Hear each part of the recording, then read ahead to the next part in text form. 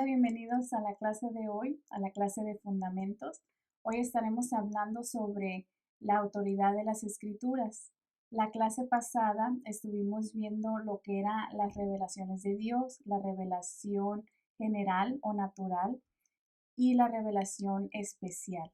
Y vamos a dar un breve repaso de lo que estuvimos viendo la clase pasada para recordar un poquito esto. Vimos que la revelación general o natural, como también se le conoce, es la creación. Dios se reveló a todo ser humano de esta forma, a todos, por medio de su creación, por medio de todo lo que Él hizo, dentro y fuera de este mundo, en todo el universo. Podemos ver el cielo, las estrellas, la luna, el sol, podemos ver el mar, los animales, todas estas cosas que Él creó están ahí y nos hablan de Él. Podemos encontrar versículos en la Biblia donde dice, los cielos hablan de la gloria de Dios o también toda la creación habla de ti. Así que esta es la forma que Dios se da a conocer a todo el género humano de esta forma. Pero sabemos también que por medio de la creación es imposible poder conocer a Dios de una forma personal. Es imposible poder conocer quién es este creador, cómo es este creador, qué es lo que Él demanda de nosotros, cuál es su esencia.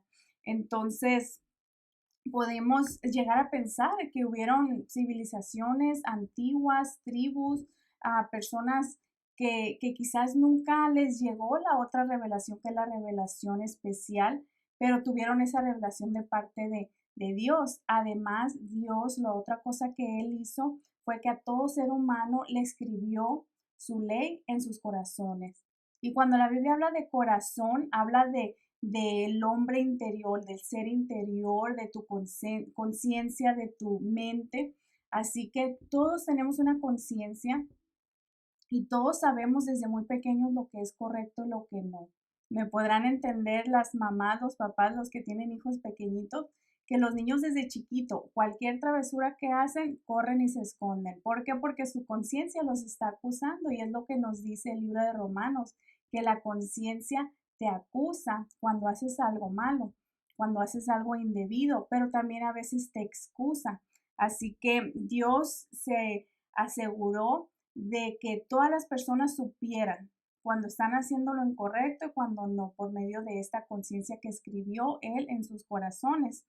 Y sabemos que esta revelación general no es suficiente para conocer a Dios, por eso Dios se revela también de una forma especial, que es la revelación especial. Y Dios se reveló a nosotros por medio de su escritura, por medio de su palabra. En el Antiguo Testamento Dios usó a profetas y en el Nuevo Testamento Dios usó a sus apóstoles. Esa es la forma que por el medio de ellos, por el cual se reveló a nosotros. Y la Biblia también nos da un método por el cual podemos determinar que si estos profetas son verdaderos, realmente vienen de parte de Él, o si eran falsos profetas tratando de engañarlos. Porque la Biblia no demanda fe ciega. Eso es algo que debemos de saber, que cuando Dios mandaba a estos hombres a hablarle a su pueblo, les daba sus señales, sus milagros para poder comprobar que realmente venían de parte de Dios. Y por eso tenemos estas 4 pruebas que le podías hacer a estos profetas para ver si realmente venían de Dios. Era el llamado, los milagros y señales y el cumplimiento. Por ejemplo, cuando Dios se le revela a Moisés y lo llama y le dice que vaya a liberar a los israelitas, o pudimos ver también el llamado de Isaías, de Ezequiel, de Jeremías y entre otros. Ellos estaban tranquilos de su vida, con su vida, y Dios los llamó. Entonces, la primera prueba es el llamado, que Dios los llamó. La segunda es milagros y señales, y estos milagros y señales Dios lo hacía por medio de ellos para comprobarle a la gente que realmente venían de parte de Él. Por ejemplo, Moisés también le dijo, Dios, pero ¿cómo me van a creer ellos que tú me has mandado. Y Dios le dijo, pues mete tu mano a tu pecho y va a salir leprosa. Vuelve a meter y saldrá limpia. O sea, Dios no dijo, no, es que te tienen que creer. Te tienen que creer porque si no, no los voy a liberar de Egipto. No, o sea, Dios da señales y da milagros para que los incrédulos crean en Él, en su poder. También le dijo la de la señal de la vara, ¿no? Que avienta al suelo, se convertirá en serpiente y cosas así.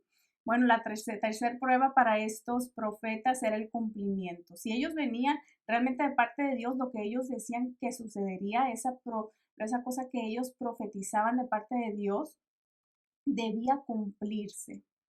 Y la cuarta prueba es que si aún sí se cumplía, pero estos profetas te llevaban a adorar dioses que no conocen, dioses paganos, dice Dios, sabrás que te estoy probando. Entonces, aún si se llegara a cumplir una de estas cosas, si te llevan a adorar dioses ajenos, no eran de parte de Dios. Y en el Antiguo Testamento a los profetas que mentían de esta forma, los apedraban hasta la muerte. Bueno, así que Dios se reveló de una forma especial por medio de su palabra, por medio de las escrituras. Está escrito todo en la Biblia. Esa es la revelación especial de Dios.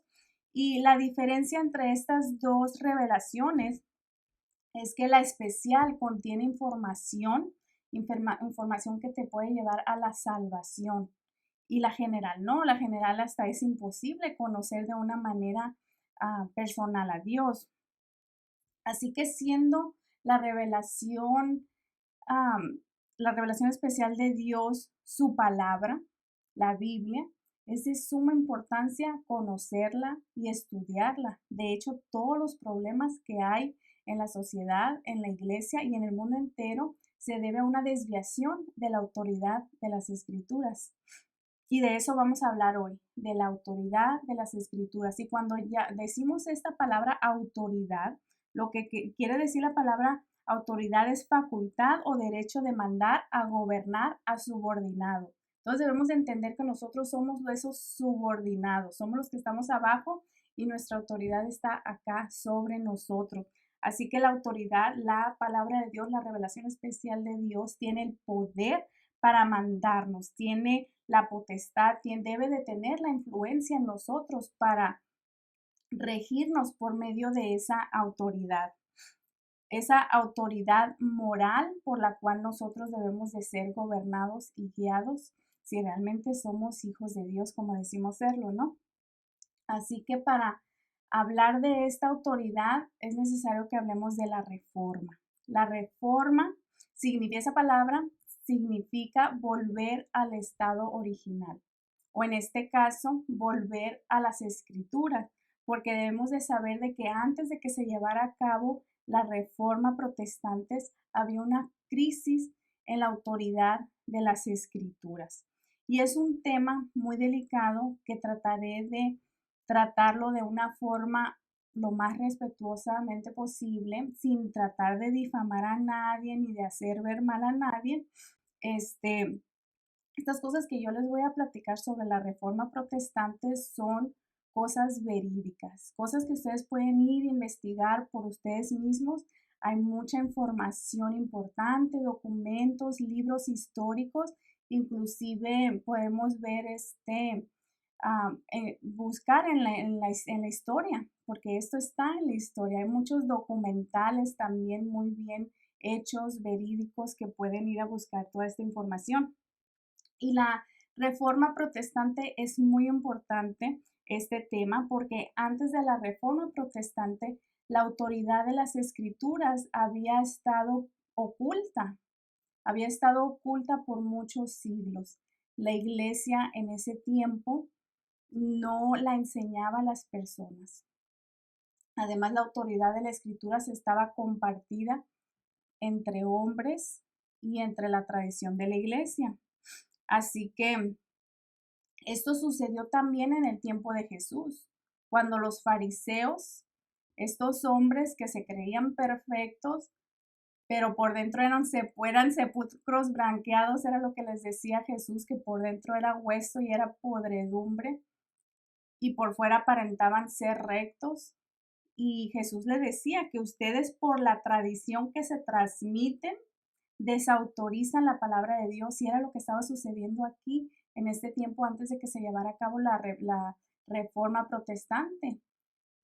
La autoridad de la iglesia eran los papas, los sacerdotes, los obispos, la tradición y la palabra de Dios. O sea que mm, estaban estas tres partes que formaban parte de la autoridad de la iglesia.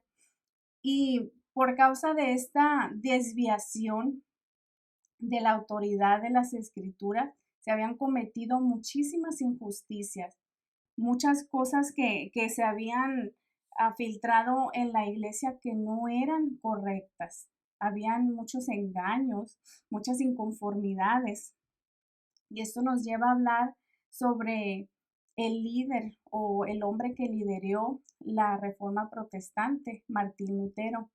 Y Martín Lutero no fue el primero que quiso levantarse en contra para protestar por lo que estaba sucediendo. Habían personas siglos antes que él que se habían levantado y habían querido también protestar, pero los mataron en la hoguera. Entonces, Martín Lutero era un reverendo sacerdote católico alemán de la orden de San Agustín. Era un monje agustiniano. También era un maestro en artes, a él le gustaba mucho la música. También era un teólogo, un estudioso de la palabra de Dios. Y él en 1505 estaba estudiando leyes. Él estaba estudiando para ser un abogado, estaba estudiando derecho. Pero él sufrió una experiencia la cual cambió su vida. Él estuvo en medio de una tormenta eléctrica muy grande, donde estaban cayendo rayos por todos lados y cayó uno muy cerca de él. Él con todo su alma le pedía a Dios que lo salvara de esta tormenta, y que si lo salvaba, que pues él se iba a meter de monje al monasterio. Y impactó esta experiencia su vida tanto que dejó su carrera de leyes y se metió a este monasterio. Y él era un estudiante muy sobresaliente, y conocer la ley civil a él le permitía entender pues de que él al quebrantar la ley civil lo convertía en un delincuente. Entonces, cuando entró al monasterio a estudiar la ley de Dios, él sabía que quebrantar la ley lo convertía o lo condenaba, ¿no? Porque todo lo que la ley demandaba, entendía que cuando la quebrantaba estaba condenado. Sabía que él no podía cumplirla por más que se esforzara. Él tenía ese autoconocimiento de ser un gran pecador, y esto lo llevaba también a la autoflagelación. Él se lastimaba físicamente. Él llegaba a tal punto también que se torturaba haciendo esos ayunos exagerados.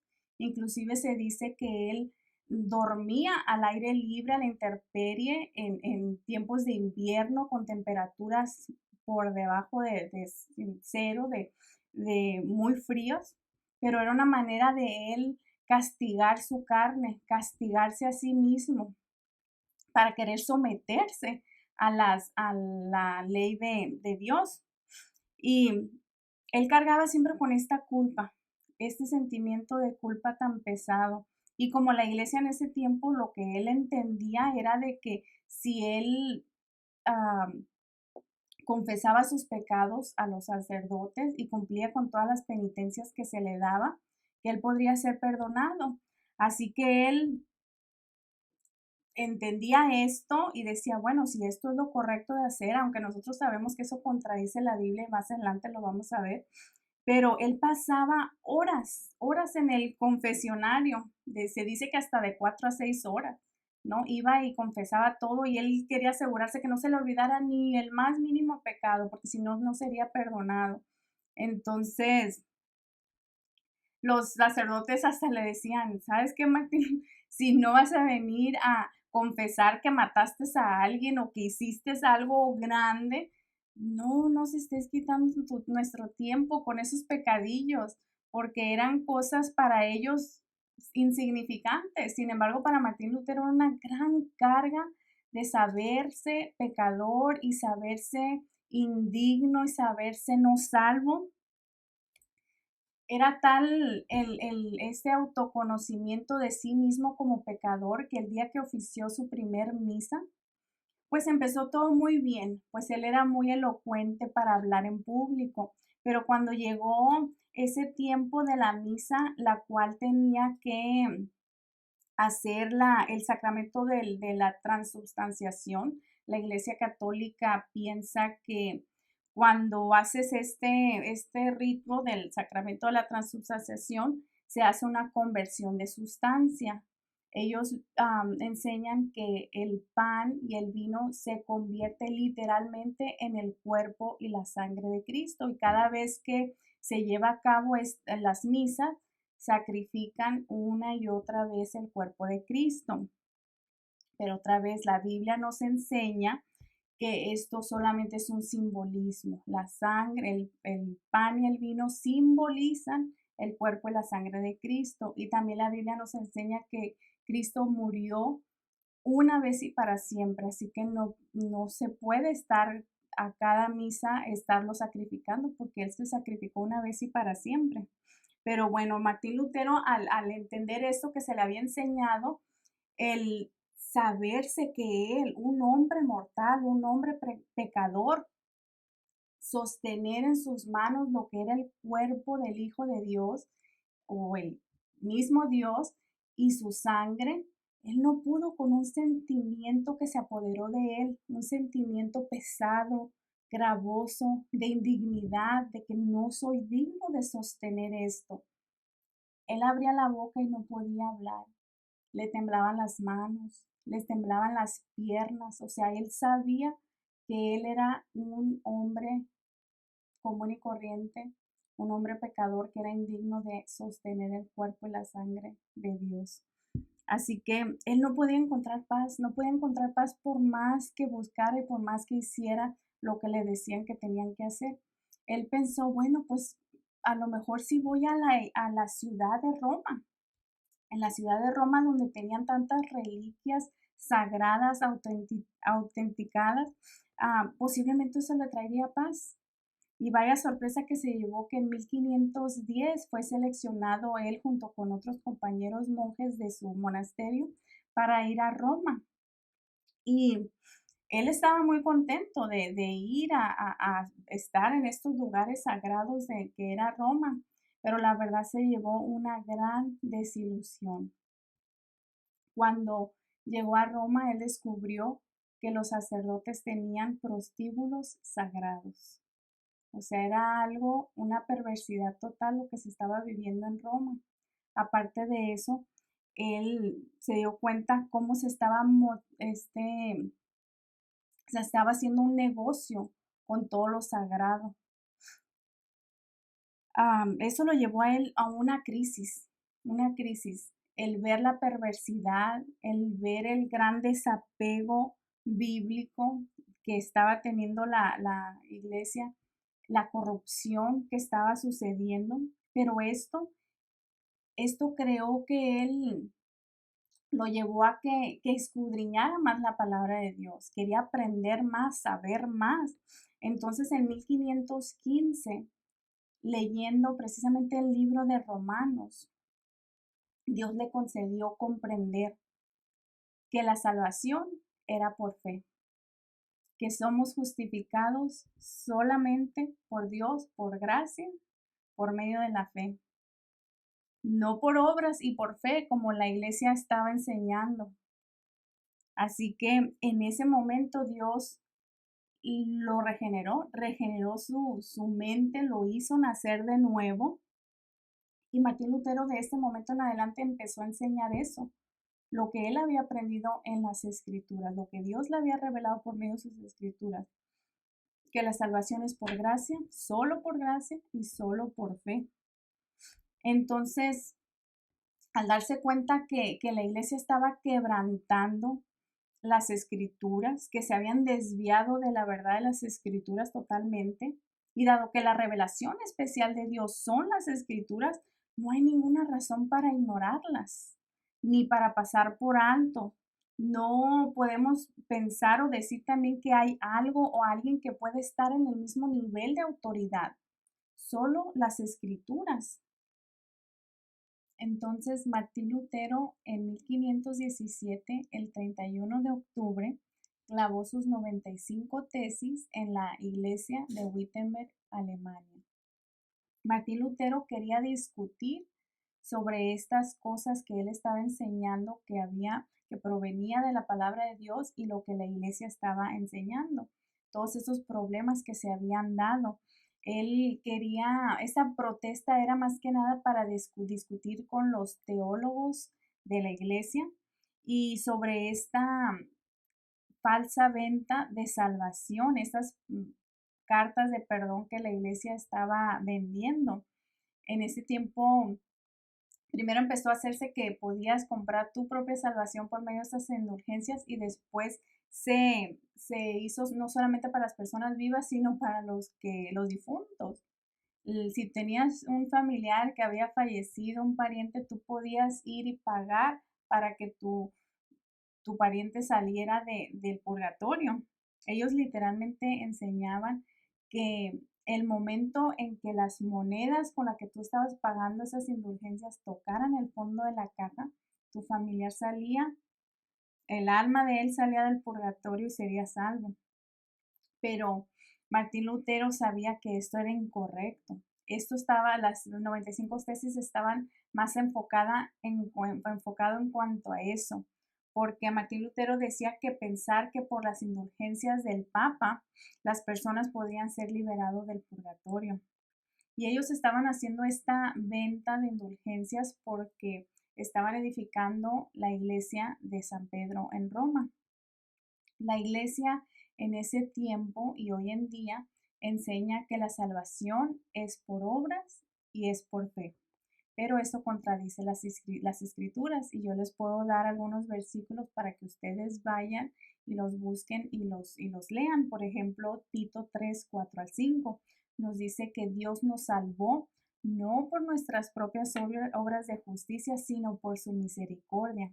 También Efesios 2:8 nos dice que Dios nos salvó por la gracia, por medio de la fe.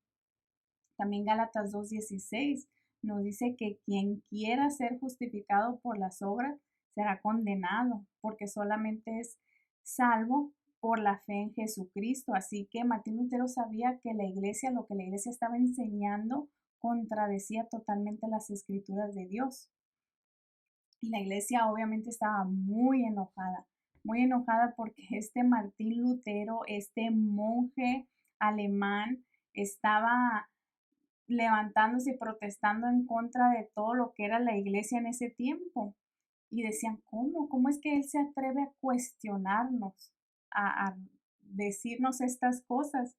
La iglesia decía que lo que Martín Lutero estaba enseñando contradecía lo que otros papas en concilios previos habían decidido. O sea que no estaban ellos enojados porque lo que estaba diciendo Martín Lutero era verdad, sino porque contradecían lo que otros papas habían dicho. Entonces, es lo que la iglesia en ese entonces y hoy en día enseña, que la salvación es por obra y por fe, aunque contradice la Biblia. No, ellos dicen que tú puedes ganarte, puedes merecerte la salvación, inclusive puedes comprarla en aquel tiempo con las indulgencias. Decía la iglesia también que la autoridad de Dios, la autoridad de la iglesia se componían en tres partes: la autoridad de las escrituras, la autoridad de la tradición, lo que la iglesia hace, los sacramentos y todas esas cosas, y la otra era el magisterio. El magisterio se componía o se compone aún por el Papa y sus obispos. La iglesia también dice que estos hombres que componen el magisterio son hombres infalibles, que estos hombres no se pueden equivocar en cuanto a fe y a moral. Esto también contradice las escrituras. Romanos 3:4 nos dice que sea Dios veraz y todo hombre mentiroso. También la iglesia dice que solamente estos hombres que componen el magisterio pueden interpretar las escrituras y que hombres comunes y corrientes no podemos entenderla. Pero esto contradice también las escrituras. En Primera de Corintios 2:14 nos dice que lo único que se necesita para poder entender las escrituras, para poder discernir, es el Espíritu Santo. Y una persona que no tiene el Espíritu Santo, que está muerta espiritualmente, no le es posible comprenderlo. Es más, dice que para ellos es locura, porque se debe de discernir espiritualmente. Por eso es necesario el Espíritu Santo. Así que lo que nosotros pensamos y lo que pensaba también Lutero es que no es necesario el magisterio para poder comprender las escrituras, tampoco se requiere la tradición y era lo que Jesús le decía a los fariseos. Le decía también a las personas, hagan lo que ellos les dice que hagan, pero no hagan lo que ellos hacen, porque era gente, los fariseos eran hipócritas, les enseñaban a las personas una cosa, pero ellos hacían otra. Y luego estas tradiciones que se iban pasando, pues desautorizaban las escrituras. Jesús decía lo mismo, solo escritura, igual que Lutero, igual que nosotros decimos, solo escritura, es la máxima autoridad. Y aunque es útil lo que el magisterio pueda decirte, pero no puede estar al mismo nivel, a la misma par de la autoridad de las escrituras. Entonces, en 1521 se llevó a cabo la dieta de Worms en Alemania. Y lo que es esta dieta es una asamblea, es una reunión de los príncipes del Sacro Imperio Germánico. Y la palabra Worms es el nombre de la ciudad alemana donde se llevó a cabo esta reunión. La iglesia quería que en esta reunión Martín Lutero se retractara de estas tesis. Y Martín Lutero tuvo que hablar en frente de toda esta gente. Había gente muy importante en ese tiempo del mundo. Habría líderes, príncipes, emperadores, líderes de la iglesia. Y él pensó que en esta reunión se le daría la oportunidad de discutir, de tener esta discusión y de defenderse con ellos, pero no se le dio la oportunidad. Solamente se le dio la oportunidad de responder a 2 preguntas. La primera pregunta era que si esos libros que estaban sobre la mesa eran de él. Y la segunda pregunta era que si se retractaba de esos escritos. Martín Lutero a la primera pregunta les respondió que sí, que efectivamente esos libros eran escritos suyos. Y para contestar la segunda pregunta, él pidió más tiempo. Así que le dieron tiempo y al siguiente día él se volvió a presentar en frente de estas personas y Martín Lutero dijo que él solamente estaría dispuesto a retractarse de lo que estaba ahí escrito solamente si se le comprobaba con las mismas escrituras dónde era que él se había equivocado. Pero ellos le contestaron que no estaban ahí para discutir nada con él ni para refutarle nada, solamente querían saber si se retractaba o no. Martín Lutero respondió de esta manera, se los voy a leer. Dice, puesto que su majestad imperial y sus altezas piden de mí una respuesta sencilla, clara y precisa, voy a darla de este modo. El Papa y los concilios han caído muchas veces en errores y en contradicciones consigo mismos. Por tanto, si no me convencen con las sagradas escrituras o con razones evidentes y claras, de manera de que yo quede convencido, pues mi conciencia está sujeta a la palabra de Dios. Yo no quiero ni puedo retractarme de nada, porque no es bueno ni seguro actuar en contra de lo que la conciencia dicta. Heme aquí, no puedo hacer otra cosa, que Dios me ayude. Amén. Y esto que dice que Dios me ayude, amén, es porque no solamente lo excomulgarían, sino que también lo iban a matar. Pero un grupo de hombres secuestró a Martín Lutero. Después supieron que era un grupo de amigos que habían venido a rescatarlo y a salvarlo. Y Martín Lutero tuvo que vivir el resto de su vida en incógnita, ¿no? En exiliado. Pero en este tiempo Martín Lutero tradujo la Biblia al alemán. En pocas palabras, lo que Martín Lutero hizo en este desafío a la iglesia fue solo escrituras, querer reformar a la iglesia, pero como no pudieron llegar a un acuerdo, se dio esta división. No era lo que él quería hacer, no quería dividir a la iglesia, pero fue lo que Dios quiso, que se diera una división en los que enseñaban la palabra de Dios, en los que se sometían a la autoridad de las escrituras solamente y a los que no. Así que esto dio inicio a la reforma protestante.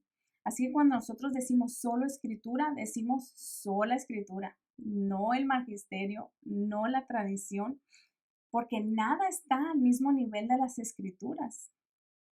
Fue así como Dios usó a Martín Lutero y se empezó a enseñar de nuevo las escrituras, porque las escrituras deben de estar por encima de todo, debe de ser la única y máxima autoridad.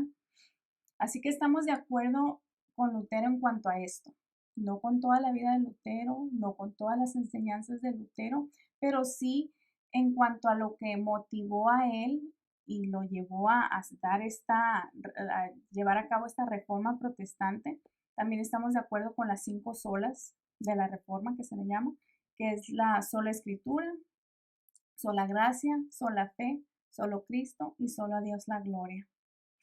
Y esto dio inicio a esta revolución que se fue dando y que se fue esparciendo por toda Europa. Tenemos también en 1521 que William Tyndale en Inglaterra, él tradujo la Biblia al inglés del hebreo original. Así que ya la Biblia, después de este gran movimiento que se llevó a cabo, ya la Biblia se hizo accesible a todas las personas y en su propio idioma. Ya la palabra de Dios estaba en manos de campesinos, en manos de pescadores, en manos de herreros, en manos de toda esta gente común y corriente que ya podía tener acceso, gracias a Dios, a la palabra de Dios. Así que Martín Lutero, para la mayoría de los evangélicos protestantes, él fue un gran legendario reformador que rescató y recapturó el evangelio que había estado oculto por muchos siglos. Pero para los católicos, pues dicen que él fue un hereje, divisivo, y tienen una perspectiva diferente de Martín Lutero. Pero yo quería que ustedes conocieran más acerca de él porque Dios lo usó realmente para hacer su palabra accesible a todos nosotros. Y hoy nos vamos a enfocar en esto que llevó a Martín Lutero a hacer esta reforma, la autoridad de las escrituras, solo escritura. La escritura debe de ser nuestra máxima, única, verdadera y final autoridad.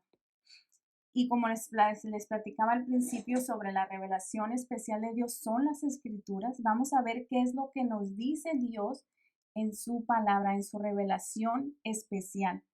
Vamos a leer el Salmo 19 del versículo 7 al versículo 9 y lo vamos a leer en la versión Reina Valera. Debemos de saber que este Salmo 19 está dividido en 2 partes. Los primeros 6 versículos nos habla sobre la revelación general de Dios y la segunda parte que vamos a leer, que es el versículo del 7 al 9, nos habla sobre su revelación especial. Así que vamos a ver qué es lo que nos dice Dios sobre su palabra. Otra vez es Salmos 19 del versículo 7 al versículo 9 en la versión Reina Valera. Dice, la ley de Jehová es perfecta, que convierte el alma. El testimonio de Jehová es fiel, que hace sabio al sencillo. Los mandamientos de Jehová son rectos, que alegran el corazón. El precepto de Jehová es puro, que alumbra los ojos. El temor de Jehová es limpio, que permanece para siempre. Los juicios de Jehová son verdad, todos justos.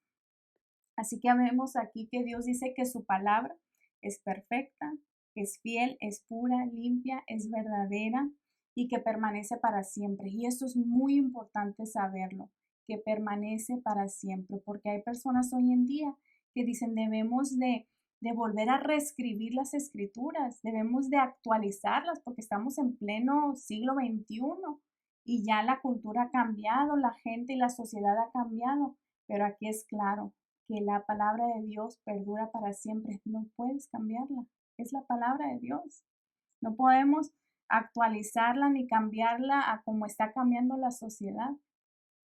Así que sabemos que el autor de la Biblia es Dios, ¿no? Eso lo sabemos, pero sabemos que fue escrita por medio de hombres. En el Viejo Testamento Él usó a los profetas. En el Nuevo Testamento Dios usó a los apóstoles. Y la Biblia nos dice que estos dos, los profetas y los apóstoles, son el fundamento de la iglesia, siendo Jesús la piedra angular, la pieza más importante, la pieza principal. Así que si este fundamento de la iglesia lo escribieron hombres falibles, hombres comunes y corrientes, ¿podríamos nosotros poder saber si esto que está aquí escrito es creíble? Tenemos que investigar para llegar a esta conclusión, para poder determinar si es verdad o si es creíble o no. Así que vamos a ver cómo al final, después de que yo les lleve a estos puntos, a mí me gustaría que pudiéramos concluir al final de la clase de la misma forma que concluyó Lutero, solo escritura, y convencer a las personas, que quedemos convencidos con la propia palabra de Dios, sin meter nada de nosotros, la tradición, la que la iglesia hace, ni nada de eso. Así que vamos a ir a nuestro segundo versículo, que está en el libro de Segunda de Timoteo, capítulo 3, versículo 16 y 17. Esto también lo vamos a leer en la versión Reina Valera. Lean conmigo. Dice, toda la escritura es inspirada por Dios y útil para enseñar, para redarguir, para corregir, para instruir en justicia, a fin de que el hombre de Dios sea perfecto, enteramente preparado para toda buena obra. Aquí cuando dice la palabra útil, esa palabra significa ventajoso, beneficioso o apropiado para algún fin. Y cuando dice ahí en el versículo 17 que sea perfecto, que el hombre de Dios sea perfecto, no debemos entenderlo como perfecto, como alguien sin defecto, porque sabemos que eso es imposible. Nadie es perfecto. Lo que significa esta palabra en el original, la definición es completo. Entonces ahí ya nos da otra manera, ¿no? A fin de que todo hombre de Dios sea completo, enteramente preparado para toda buena obra. Y si se fijan en la Biblia, cuando habla de la escritura, está con E mayúscula. Y en el griego no existían las mayúsculas, las minúsculas, o sea, las mayúsculas ni las puntuaciones.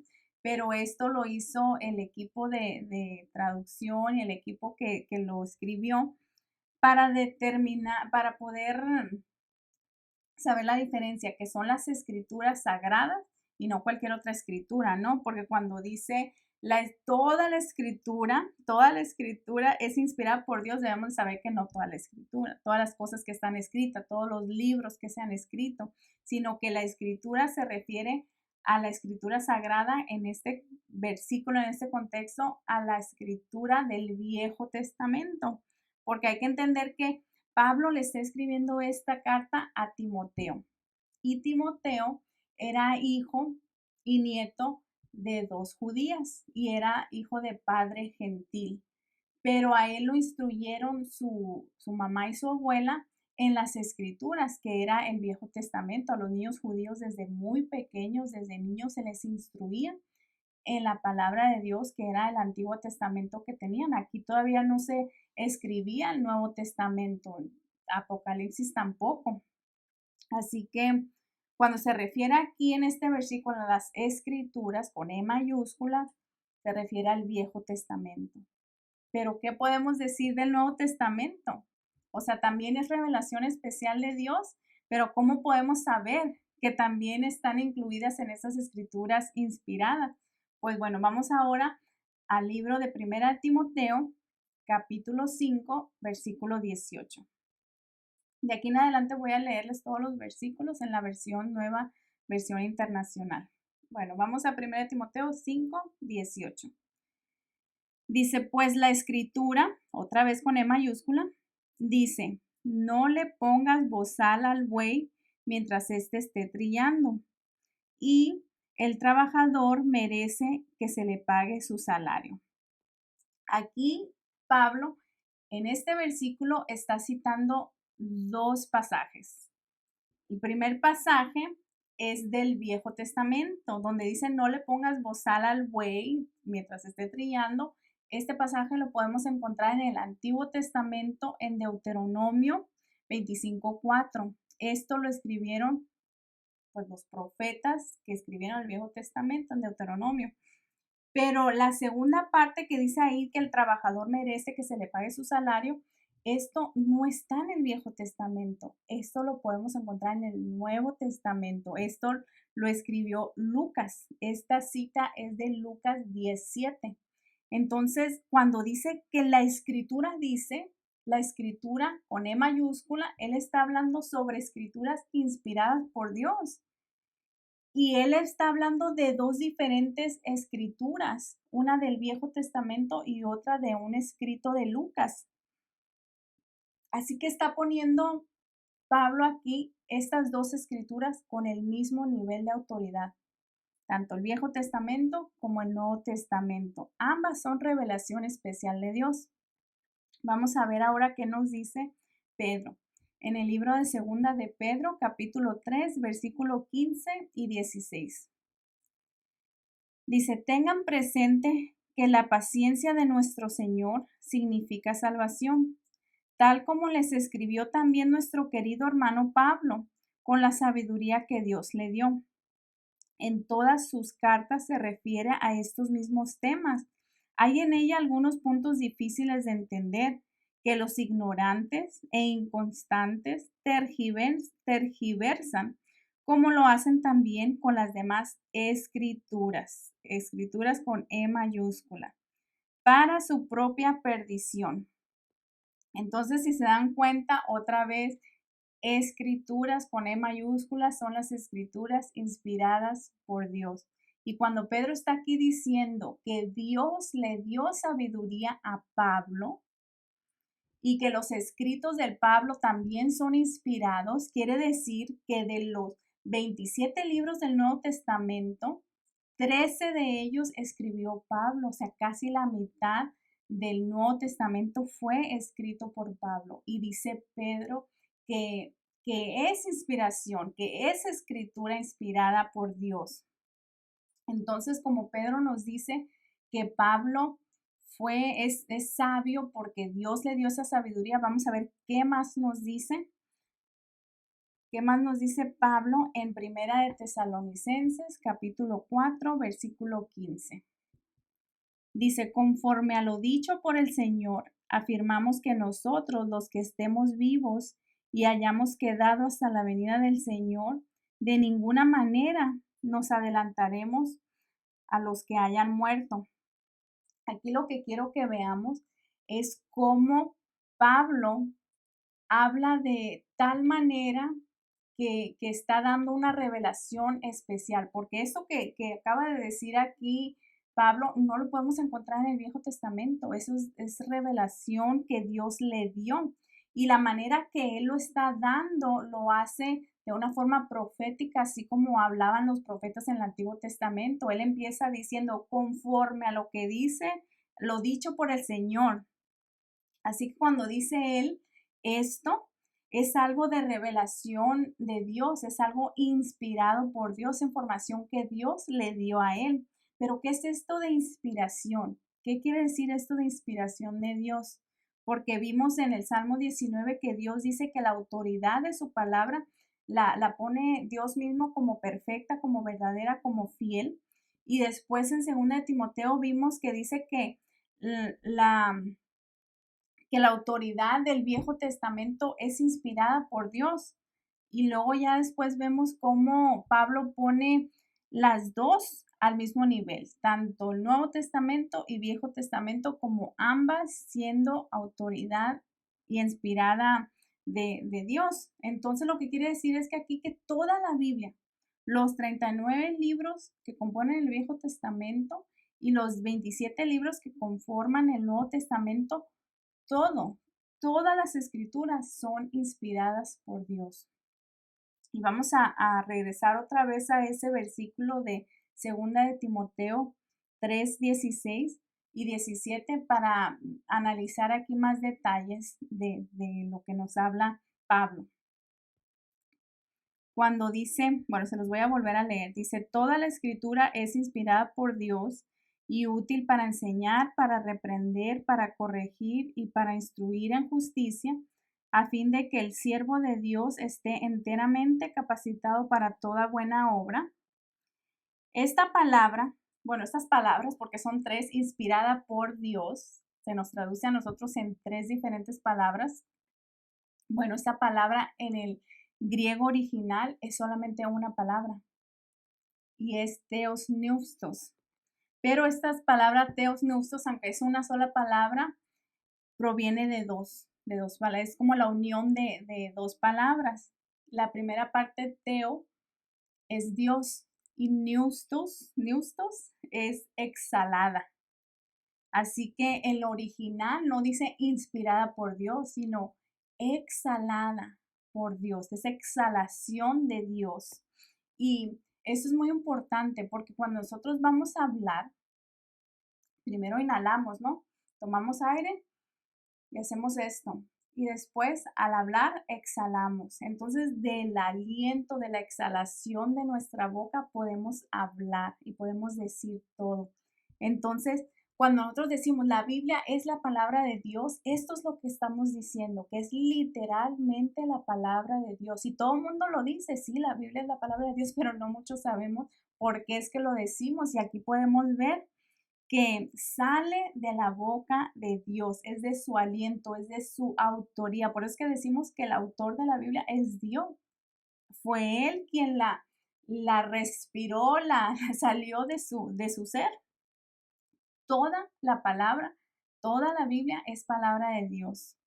Pero es muy importante también saber que lo que inspiró Dios es el documento original. Y también es importante saber que en todas las traducciones hay errores. Acabamos de ver uno, ¿no? Que nos dice la Reina Valera que es inspirada por Dios y el original nos dice no, es exhalada por Dios. Así que por eso van a estar viendo ustedes en nuestras clases que vamos a ir a estar viendo diferentes versiones, vamos a estar viendo lo original también para evitar cualquier problema, cualquier cosa que tengamos que ir a ver al original. Y bueno, tenemos que preguntarnos también hasta dónde Dios influyó en estas personas que escribieron esto, hasta dónde tuvo Dios control de estas personas que escribieron. ¿Escribieron realmente lo que Dios le dijo que escribieron o cómo se llevó a cabo? ¿Acaso fue un dictado? Le dijo, Pedro, necesito que escribes algo muy importante, agarra papel, agarra lápiz, ponte a escribir. O fue algo así como un títere, Pedro, Pablo, para escribir robots. O sea, ¿cómo fue esto? ¿Cómo es que Dios hizo esto? Vamos a ver lo que nos dice Pedro acerca de esto. Vamos a leer en 2 de Pedro, capítulo 1, versículo 20 al 21. Dice, ante todo, tengan muy presente que ninguna profecía de la escritura, E mayúscula, surge de la interpretación particular de nadie, porque la profecía no ha tenido su origen en la voluntad humana, sino que los profetas hablaron de parte de Dios impulsados por el Espíritu Santo. Aquí está la palabra clave, impulsados. Esta palabra en el griego significa llevar, cargar, conducir o guiar. Esa es la forma que Dios lo hizo por medio del Espíritu Santo. Así que el Espíritu Santo controló todo el proceso en cuales estos hombres iban a escribir la palabra de Dios. Él arregló todo para que ellos tuvieran toda esa experiencia que ellos tuvieron y los llevara a escribir. O sea, que conocieran todas las personas que conocieran, que fueran a los lugares que fueron, que supieran lo que sabían, que dijeran lo que tenían que decir. Y esto lo podemos ver en toda la Biblia. En la Biblia podemos encontrar diferentes géneros literarios. Podemos encontrar poesía, cantos, también parábolas. Todos estos hombres que escribieron la Biblia, ellos vivieron en diferentes tiempos, ¿no? En siglos de separación. Y todas estas personas que escribieron la palabra de Dios, estos hombres, también eran de culturas distintas y estaban en diferentes también estatus sociales. Algunos de ellos estaban en una situación mucho más privilegiada y otros eran gente muy pobre y otra muy adinerada, ¿no? Así que también fueron situaciones muy diferentes en las que estos hombres escribieron la palabra de Dios. Unos eran reyes como David, como Salomón, y otros eran perseguidos a muerte.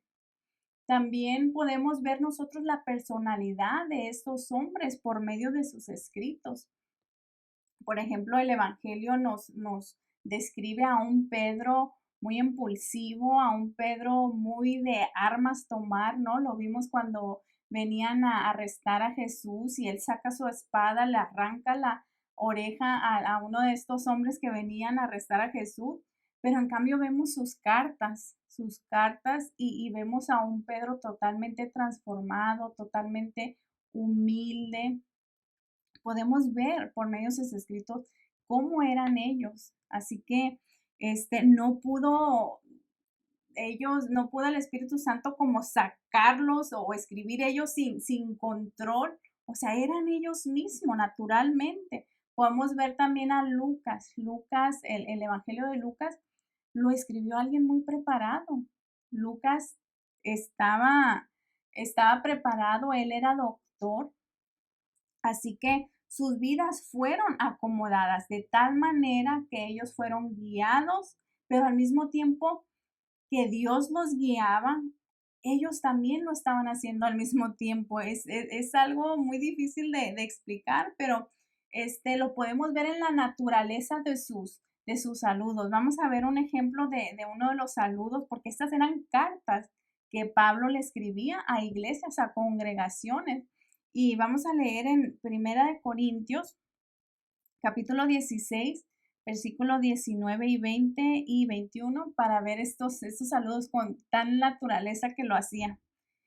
Dice, las iglesias de la provincia de Asia les mandan saludos. Aquila y Priscila los saludan cordialmente en el Señor, como también la iglesia que se reúne en la casa de ellos. Todos los hermanos les mandan saludos. Salúdense unos a otros con un beso santo. Yo, Pablo, escribo este saludo de mi puño y letra. Vean ahí, por ejemplo, cuando les está escribiendo a esta iglesia de Corintios, no podemos decir que Dios le dictó esto. O sea, esto era algo que realmente ocurrió. Priscila y Aquila realmente estaban mandando estos saludos, porque imagínense si no, si esto fuera un dictado, iba a decir Aquila y Priscila, oye, yo no le mandé saludos a nadie. Esto es algo que fue real. Era Pablo realmente él en su personalidad dando esos saludos verdaderos. No era un zombie, no era un títere, no era un robot, tampoco fue un dictado. Dios es soberano y es todopoderoso. Y vamos a ver unos ejemplos sobre esta capacidad de soberanía y de poder de Dios. Soberanía es uno de los atributos de Dios, que quiere decir que Dios hace lo que quiere, como quiere, con quien quiere, donde quiere. Y vamos a ver este ejemplo de algo que está haciendo Dios, pero al mismo tiempo la gente está haciéndolo. Este ejemplo lo podemos ver en Hechos 17, del versículo 26, 27 y 28. Dice, de un solo hombre hizo todas las naciones para que habitaran toda la tierra y determinó los periodos de su historia y las fronteras de sus territorios. Esto lo hizo Dios para que todos lo busquen y aunque sea a tientas lo encuentren. En verdad, Él no está lejos de ninguno de nosotros, puesto que en Él vivimos, nos movemos y existimos, como algunos de sus propios poetas, griegos han dicho, de Él somos descendientes. Así que aquí nos está diciendo que Dios determinó todo, todo, pero ellos libremente decidieron en dónde vivir. Pero al mismo tiempo Dios determinó los periodos de su historia. O sea, imagínate, también Dios determinó sus fronteras, pero al mismo tiempo ellos lo estaban haciendo. Vean esto que está sucediendo aquí. Dios hace algo, pero al mismo tiempo ellos. O sea que nada está fuera del control de Dios. Todo lo que pasa fue ordenado por Dios. Todo eso es cierto y a esto se le llama el compatibilismo, ¿no? Dios, pero al mismo tiempo nosotras al mismo tiempo, compatibilismo. Otro ejemplo que podemos ver es en Hechos 2:23, donde Dios tiene control aún por encima de lo que tú decides hacer. Vamos a ver este ejemplo en Hechos 2:23. Dice, este fue entregado según el determinado propósito y el previo conocimiento de Dios, y por medio de gente malvada, ustedes lo mataron clavándolo en la cruz. Aquí, donde dice este es Jesús. Entonces Jesús fue entregado, dice, según el determinado propósito y previo conocimiento de Dios, pero ustedes los mataron. O sea que es algo muy difícil de comprender, pero al mismo tiempo Dios lo determinó, pero al mismo tiempo por medio de hombres malvados que libremente entregaron y mataron a Jesús. Vean aquí. Y eso que le sucedió a Jesús sucedió exactamente como fue profetizado. En el Viejo Testamento había sido profetizado la muerte del Mesías y sucedió exactamente como decía. Y si se quieren ir todavía más para atrás, sucedió exactamente como Dios dijo que sucedería en Génesis 3:15, donde dice Dios que un hijo de Eva, un descendiente de Eva, aplastaría la cabeza serpiente. Y fue exactamente lo que estaba haciendo Jesús aquí en la crucifixión. Y eso ya había sido profetizado desde el principio. Así que más claro ni el agua. De alguna manera eres tú haciendo las cosas libremente, pero al mismo tiempo es Dios haciendo esto porque ya fue ordenado. Y vamos a ver otro ejemplo donde nadie puede frustrar los planes de Dios. Nadie puede decir, no es que yo libremente hago esto, Dios no influyó nada. Vamos a ver si es cierto. En el libro de Job, capítulo 42, versículo 2. Dice, yo sé bien que tú lo puedes todo, que no es posible frustrar ninguno de tus planes. Así que ahí está, Dios no falla, Dios no trata, Dios no intenta. O sea, Dios dice y sucede. Y de esa manera fue como Dios movió, guió, condujo a estos hombres a escribir las escrituras. Dios no tuvo que despojarlos de su personalidad, o sea, pero sí controló todo, su personalidad, su situación histórica, su experiencia, de tal manera que escribieran exactamente lo que Dios los había querido que se escribieran. Dios acomodó todo sin anular su personalidad. Eso es algo bien importante que debemos de entender, ni tampoco les dictó, porque hay quienes piensan que las escrituras se escribieron de este modo, le dictaron, pero no. O sea, estos hombres, sí, ellos escribieron la palabra de Dios, pero ellos no son los autores. O sea, el autor es Dios. Si la Biblia hubiera sido escrita o los autores hubieran sido estos hombres quien la escribieron, la Biblia estuviera llena de errores, pero no es así porque el autor es Dios y Dios siendo omnisciente, que lo sabe todo, Él sabe y puede profetizar y puede declarar y puede decretar cosas que se van a llegar a ser realidad. El mismo Jesús apoyó esta idea de la inspiración divina. Jesús les decía y les aseguraba, decía que mientras el cielo y la tierra existe, ninguna letra, es más, ninguna tilde, ninguna comita, ningún puntito de las escrituras, dice, desaparecerán hasta que todo se haya cumplido. O sea, Jesús sabía que Dios había decretado todo eso y que todo esto se cumpliría, que las escrituras eran la máxima autoridad y que había verdad en las escrituras, que las escrituras son verdad y que es la palabra de Dios y que todo lo que está escrito ahí se cumplirá. En siglos, muchas personas han querido desacreditar la palabra de Dios, han querido difamarla, pero nada se ha podido encontrar en contra de ellas. Inclusive hay salmos que nos dice que la suma, o sea, toda la totalidad de la palabra de Dios es la verdad. La totalidad, toda la escritura es verdad. Así que las escrituras son verdaderas. En ellas no hay falsedad, no hay mentira. También la verdad de las escrituras es objetiva. ¿Qué quiere decir objetiva? Que es algo que está fuera de nosotros. La verdad proviene de Dios, la verdad es Dios. Yo soy el camino, la verdad y la vida, decía Jesús. Así que no importa si tú dices, pero es que esto es lo que dice la palabra de Dios, pero mi verdad, mi perspectiva, lo que yo pienso, lo que yo siento, eso no importa. Lo que importa es lo que está en la palabra de Dios. La palabra de Dios es lógica, es entendible, no hay discrepancias en ella. La palabra de Dios es inequívoca y vamos a ver más adelante en la siguiente clase que la palabra de Dios es infalible, inerrante, no puede equivocarse. No hay errores, no hay absurdidades y lo más importante es que la palabra de Dios es clara y es entendible. Y hay cosas fuera de la palabra de Dios también que acreditan que lo que está escrito en la palabra realmente sucedió. No son mitos, no son historias, no son cuentos. Por ejemplo, en la arqueología han habido descubrimientos donde afirman la evidencia y dan validación histórica de los acontecimientos que narra la Biblia. Por ejemplo, excavaciones que se han encontrado de sedimentos de osamentas de peces en el medio de ciudades o en la punta de montañas donde dan credencial de que el diluvio realmente sucedió, tal y como lo dice la Biblia en Génesis.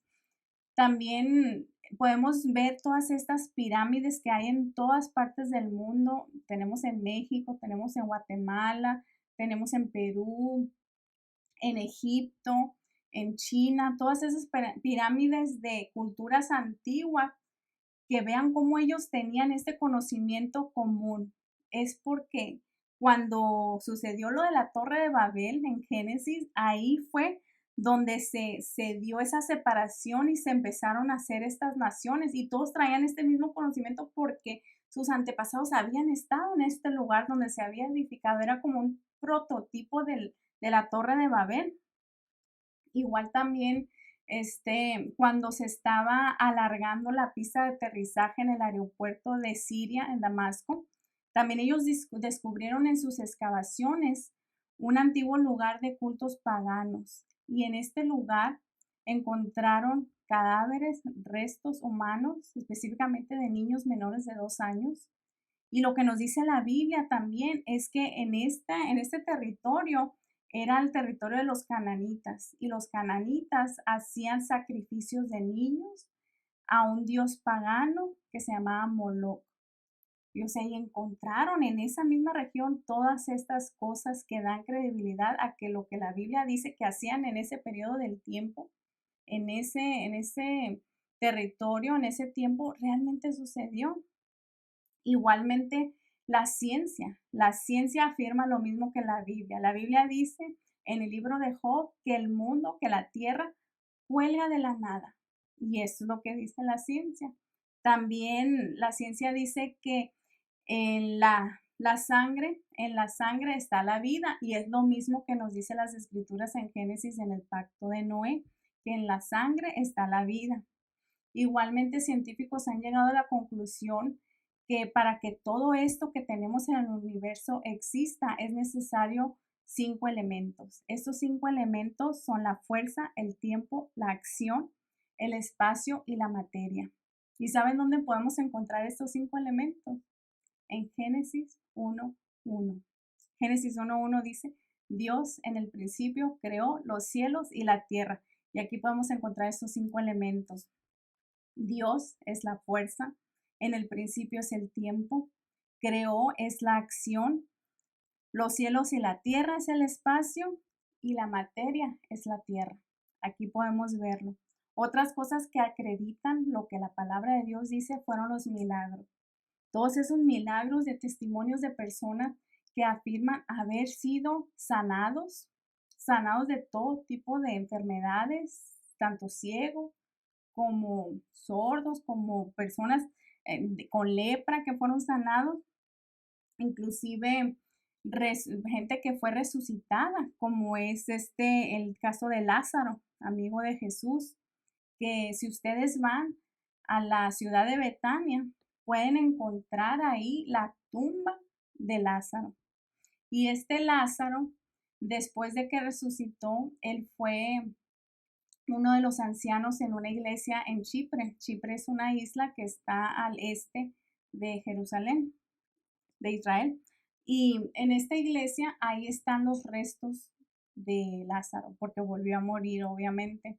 Y ahí en esa placa donde están sus restos se encuentra un escrito que dice, Lázaro, amigo de Jesús, muerto 2 veces.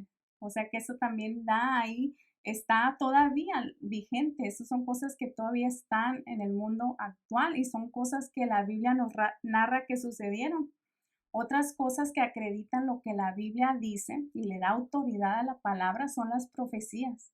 Todas las cosas que el Antiguo Testamento dice que en los profetas, esas profecías se cumplieron al punto de la letra. Por ejemplo, cuando Dios le dice a Abraham que su descendencia estaría capturada, estaba en esclavitud en una nación por 400 años, sucede exactamente como Dios le dice. Sus descendientes fueron esclavizados por una nación que fue Egipto por 400 años y en 400 años Dios usó a Moisés para liberar a los israelitas. Igualmente, como les comentaba anteriormente sobre la crucifixión. La crucifixión de Jesús se profetizó 700 años antes y con tal precisión. También en Salmos podemos encontrar detalles de la crucifixión de Jesús y dan tantos detalles que se llevó a cabo tal y como se había profetizado. En la Biblia también hay muchas profecías que aún no se cumplen. En el libro de Daniel, en el libro de Apocalipsis, hay profecías que están por cumplirse. Ya como vemos los tiempos de hoy en día, realmente esto está a pronto a cumplirse. Y todo está acomodado de tal manera como Dios lo decretó, como Dios lo dijo y así va a suceder. Así que después de todo esto que hemos visto, que la propia escritura nos dice su autoridad, Dios mismo nos dice la autoridad que Él tiene en su palabra. Espero que podamos entender esto, que la palabra de Dios debe de tener la máxima autoridad sobre todo, porque Dios lo exhaló, Dios exhaló su palabra y Él controló todo el proceso por el cual fue escrita. Así que sería algo incorrecto decir que la palabra de Dios tiene el mismo nivel de autoridad que hombres falibles, porque no son perfectos. Que la autoridad de Dios tenga la misma autoridad que la tradición, que lo que la iglesia siempre ha hecho. Esto no tiene sentido. Así que la misma palabra da evidencia que nada se compara con ellas, que ellas son la máxima autoridad. Y ahora que nosotros sabemos esto, toda la historia de la reforma y toda la autoridad que la palabra tiene, debemos de ser solo escritura. Y todo quien se llame cristiano o hijo de Dios debe de vivir de esta forma, como si realmente las escrituras son su autoridad. Vivir de tal modo como Dios pide que vivamos para agradarle, para vivir una vida que sea conforme a lo que Dios quiere para nosotros. No podemos vivir haciendo lo que a nosotros nos parece mejor. Eso es lo que está sucediendo en el mundo. Tú eres tú, ¿verdad? Haces lo que quieres, pues cada quien. No, no es cada quien y no es lo que tú quieres, sino lo que a mí me parece mejor o no. Es lo que la palabra de Dios dice. Esa es la forma que debemos de vivir si realmente la autoridad de las escrituras es nuestro guía, es nuestro estándar y no podemos cambiarla, aunque el mundo y la sociedad siga cambiando, siga empeorando, no podemos cambiarlas ni suavizarlas ni actualizarlas para que ellos la puedan aceptar. Esto es incorrecto, porque la Biblia es la norma de todas las normas. Es nuestro manual de comportamiento para la vida. Es nuestro estándar. Y Dios en su palabra no solamente controla y regula, sino que define lo que es apropiado, lo que es aceptable, lo que es correcto. Y de esta forma debemos de vivir. Cualquier cosa que nosotros hagamos fuera de la palabra de Dios es un pecado, es incorrecto. Y pues bueno, con esto concluimos nuestra enseñanza de hoy. Espero que hayan podido entender todo esto, lo importante que es. Y espero que Dios les conceda comprender y entender su revelación especial. Gracias por habernos permitido entrar hasta sus hogares y gracias por dedicarnos este tiempo para aprender juntos en un mundo tan rápido y tan ocupado, pero es muy importante apartar ese tiempo especial para aprender y para estudiar la palabra de Dios.